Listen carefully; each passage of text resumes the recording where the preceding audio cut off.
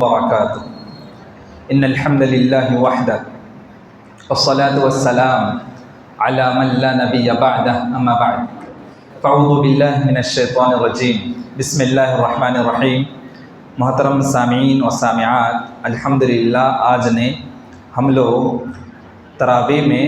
14واں پارہ کی سماعت کی ہے، جس میں سورہ حجر اور سورہ نحل کی تلاوت سماعت فرمائی۔ آج میں نے سورۃ النحل سورہ نمبر 16 آیت نمبر 112 کا انتخاب کیا ہے۔ اللہ سبحانہ و تعالیٰ فرماتا ہے: اعوذ باللہ من الشیطان الرجیم بسم اللہ الرحمن الرحیم وضرب اللہ مثلا قریۃ کانت آمنۃ مطمئنہ یأتیہا رزقہا رغدا من کل مکان فکفرت بانعم اللہ فأذاقها اللہ لباس الجوع والخوف بما كانوا يصنعون۔ اور اللہ کی بستی کی مثال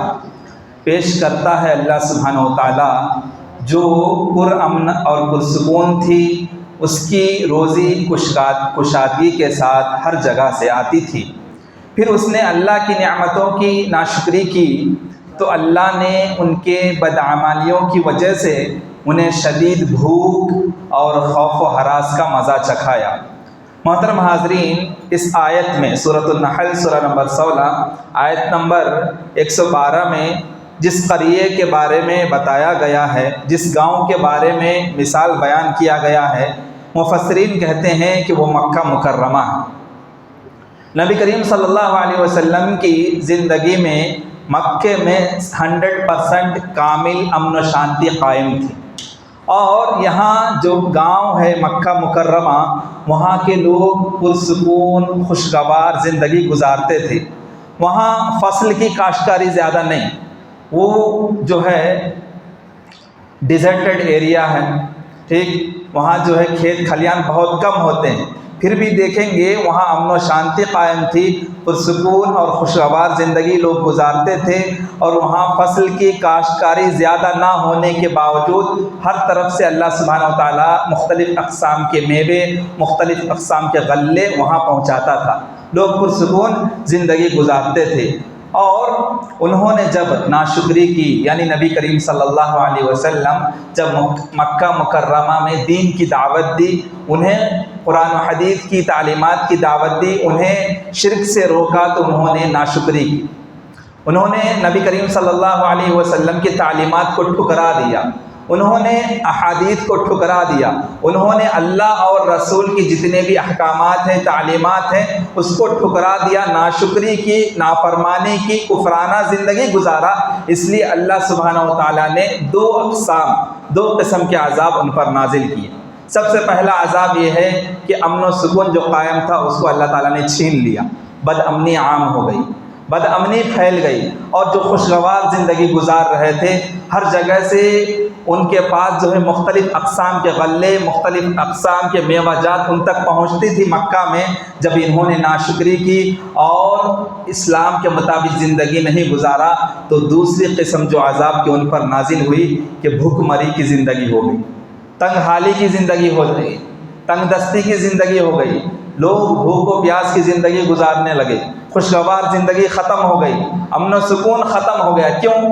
صرف نبی کریم صلی اللہ علیہ وسلم کی اطاعت نہ کرنے کی وجہ سے، نبی کی نافرمانی کرنے کی وجہ سے، اللہ اور اس کے رسول کی تعلیمات کی خلاف ورزی کرنے کی وجہ سے، مشرکانہ زندگی گزارنے کی وجہ سے۔ جہاں شرک پھیلتا ہے وہاں بد امنی پھیلتی ہے، جس مقام پہ شرک زیادہ عام ہوتا ہے وہاں دیکھیں گے بد امنی زیادہ عام ہوتی ہے، وہاں پرسکون زندگی کوئی نہیں گزارتے ہیں۔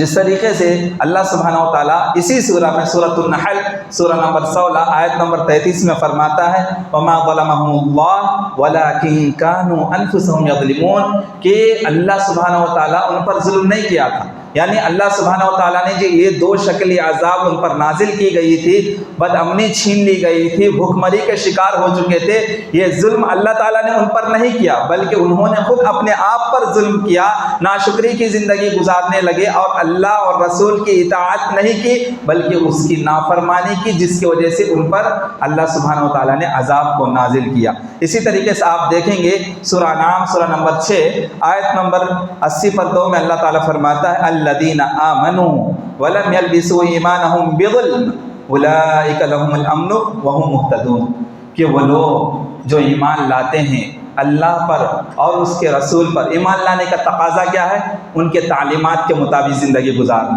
اللہ پر ایمان لانے کا تقاضا ہے کہ اللہ کی بندگی کرنا، اللہ کی اطاعت کرنا۔ رسول پر ایمان لانے کا تقاضا ہے کہ رسول کے احکامات کے مطابق، رسول کی جتنے بھی احادیث نبویہ ہیں اس کے مطابق، اس کی روشنی میں زندگی گزارنا۔ جو لوگ مومنانہ زندگی گزارتے ہیں وَلَمْ يَلْبِسُوا ایمانہم بِظُلْم، اور ان کے ایمان کے ساتھ شرک ملوث نہیں ہوتا، شرک کی ملاوٹ نہیں ہوتی، خالص جو ہے موحدانہ زندگی گزارتے ہیں، تو ایسے ہی لوگ کامیاب ہیں اور ایسے ہی لوگ فلاح پانے والے ہیں اور ایسے ہی لوگوں کو ہدایت ملتی ہے۔ پتہ چلا کہ اللہ اور اس کے رسول کی اطاعت کی وجہ سے معاشرے میں امن و سکون اور معاشرے میں امن بحالی ہوتی ہے، معاشرے میں تنگ دستی دور ہوتی ہے۔ معاشرے میں آپ دیکھیں گے بھوک مری زیادہ ہو گئی، لوگ بھوک اور پیاس سے مر رہے ہیں، تنگ دستی چھائی ہوئی ہے، لوگ کما رہے ہیں لیکن برکت نہیں ہے، رزق سے برکت چھن جا چکی ہے، گھر میں برکت نہیں ہے، بزنس میں برکت نہیں ہے، معاشرے میں ہر جگہ امن و شانتی کا جو گہوارہ ہونا چاہیے پوری بد امنی پھیلی ہوئی ہے، ہر کوئی بے چینی کے زندگی گزار رہے ہیں، ہر کسی کے زندگی میں ٹینشن ہے، اضطراب ہے، پریشانی ہے، اریٹیشن ہے، اینگزائٹی ہے، ڈپریشن ہے۔ اس کی وجہ آپ دیکھیں گے معاشرے میں قرآن و حدیث کے خلاف زندگی گزارنا، معاشرے میں اللہ اور رسول کی نافرمانی کرنا، جس کی وجہ سے اللہ سبحانہ و تعالیٰ معاشرے میں بد امنی کو پھیلا دیتا ہے اور معاشرے کو سارے کے سارے معاشرے تنگ دستی کی زندگی گزارتے ہیں۔ آج ہم حقیقی معنی میں دیکھیں گے، ہمارے معاشرے کا جائزہ لیں گے تو کوئی سکون کی زندگی نہیں گزار رہا ہے، ہر گھر میں ٹینشن، ہر گھر میں پریشانی، ہر گھر میں ڈپریشن، ہر نوجوان ڈپریشن کا شکار ہے، ہر نوجوان کا مسئلہ ہے کہ سیلری میں برکت نہیں ہے، اچھے جابس کی ریکروٹمنٹ نہیں ہو رہی۔ کیوں؟ وجہ دیکھیں گے تو ہماری زندگی میں قرآن و حدیث کے خلاف ورزی ہو رہی ہے، ہم قرآن و حدیث کی تعلیمات کے مطابق زندگی نہیں گزار رہے ہیں، کہیں نہ کہیں ہمارے معاشرے میں شرک پایا جا رہا ہے، اس لیے ہمارے معاشرے میں بد امنی پھیلی ہوئی ہے۔ ملک ہندوستان کا اگرچہ جائزہ لیں گے تو اکتوبر 2023 کی رپورٹ ہے، گلوبل ہنگری انڈیکس 2023 کے مطابق آپ دیکھیں گے پورے 125 دیش 125 کنٹریز کا سروے کیا گیا کہ سب سے زیادہ بھوک مری کہاں ہے، سب سے زیادہ لوگ بھوک کی وجہ سے پریشان کہاں ہے، تو 125 کنٹریز میں انڈیا کی پوزیشن 111 ہے، 111، یعنی بہت زیادہ غربت ہندوستان میں بہت زیادہ غربت عام ہے، بھوک مری کے شکار ہیں لوگ، پریشان ہیں، معاشی بحران کے شکار ہیں، تنگ دستی عام ہو چکی ہے ہندوستان میں، ملک ہندوستان میں۔ دیکھ لیجئے 125 کنٹریز کا جب سروے کیا گیا، ہماری کنٹری بہت سطحی درجے پہ ہے، بیکورڈ لیول پہ ہماری کنٹری 111/125، یعنی 125 کنٹری میں ہمارا پوزیشن 111 ہے، یعنی سطحی درجے میں ہم بیکورڈ لیول میں ہیں، ہنگری لیول انڈیکس میں۔ ہنگری انڈیکس لیول آپ دیکھیں گے تو ہندوستان میں غربت عام ہے، لوگ تنگ دستی کے شکار ہیں، لوگ معاشی بحران کے شکار ہیں، لوگ پریشان ہیں، لوگوں کی زندگی میں برکت نہیں ہے، لوگوں کے جابس میں برکت نہیں ہے، لوگوں کے گھر میں برکت نہیں ہے، ہر جگہ سے بد امنی پھیلی ہوئے، لوگ پریشان ہیں، ڈپریشن میں ہیں، اینگزائٹی میں ہیں، اریٹیشن کے شکار ہیں۔ وجہ دیکھیں گے